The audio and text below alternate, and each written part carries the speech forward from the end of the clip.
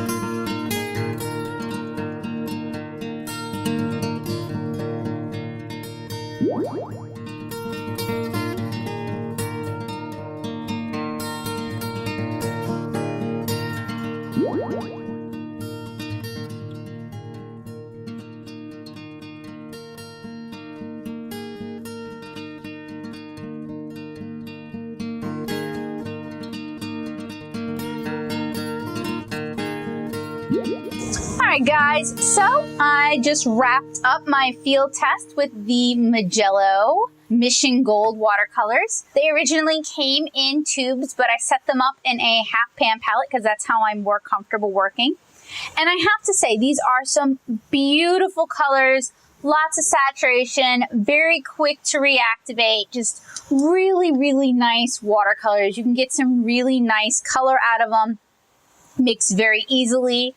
Doesn't really require a lot of work. And I was painting on cheap paper for this. This isn't particularly nice paper, and they still handled really well on this. So these are just really solid performers. If you're looking for an affordable set of watercolors and you want, you know, some true economy, I really recommend the 18 color palette by Mijello Mission Gold. You're gonna get at least 3 half pan refills from the tubes, so they're really quite economical, and they're just a real pleasure to work with nice, bright, saturated colors, beautiful, vivid colors, easy to mix, some good skin tones already kind of pre-mixed in there. This is a great set if you're sort of looking to up your game, if you want to take the step up from student grade.